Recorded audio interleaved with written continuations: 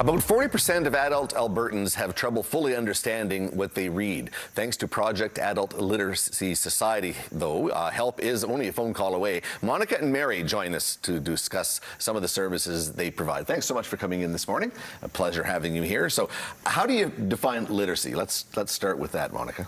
Oh, thanks for having us. Oh, anytime, yeah.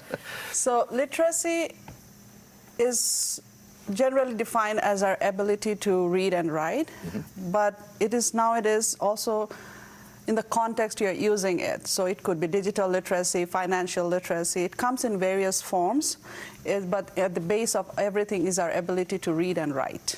Okay, and that's going to have an effect on our economy, on the way we live, and literacy rates really do make a big difference. Absolutely, because unless you're able to read and write and comprehend what you're working with, it makes it extremely difficult to move on and perform our everyday tasks. So here at PALS, we help our adults who have been struggling with this to improve their literacy skills, and so that they can go out and participate in the community, get good employment, higher education, so that they can be better contributors to our economy. Now, do you have any of the literacy rates available for Alberta right now? Well, the latest one is 1 in 3 struggle with reading and writing, and 50% struggle with basic math. So when we are saying they're struggling because with reading and writing, what we are trying to say is they do not have enough literacy skills to go out and fill out an application form or submit a form online. A lot of things have now converted to digital. Not having the ability to read and write makes it even more challenging for adults, those who cannot read and write. Especially when you have to add in the computer skills. Exactly. With it as well. Now, Mary, you're a volunteer with the organization, so you do some teaching and you help people along. Tell us what a day looks like for you. Yeah, so one of the amazing things with PALS is that we can get a lot of teaching done in just 2 hours a week. So all I volunteer for is 2 hours a week.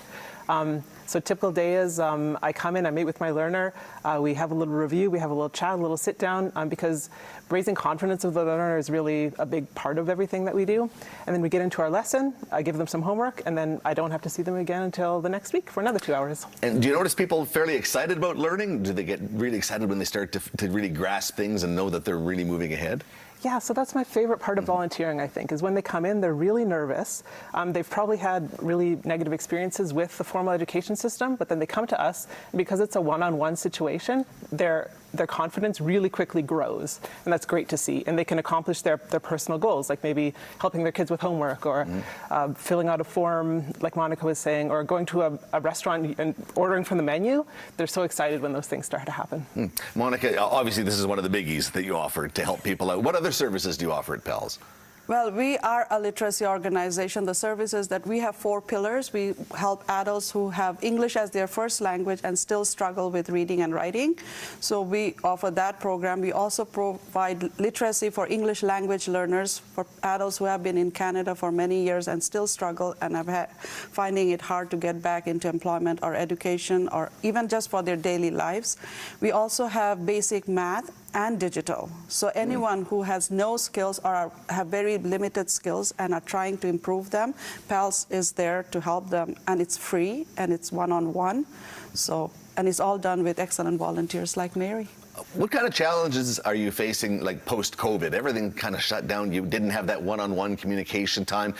It must be a little more difficult, but we're coming out of that now. Yes. So are you finding challenges with that?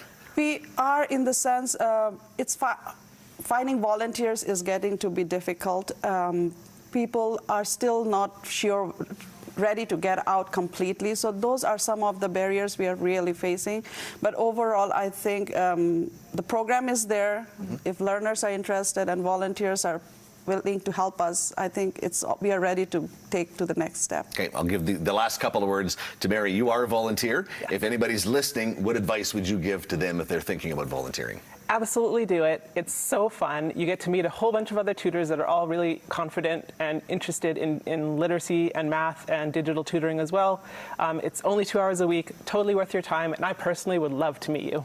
All right. Thanks so much for coming in. Thank you. Great to get to know you and great to get to know about PALS. Thank you. Thanks so much for coming in today. today. For more information on the Project Adult Literacy Society, give them a call at 780-424-5514, or you can visit them online at palsedmonton.ca or follow them through their Twitter handle at palsedmonton.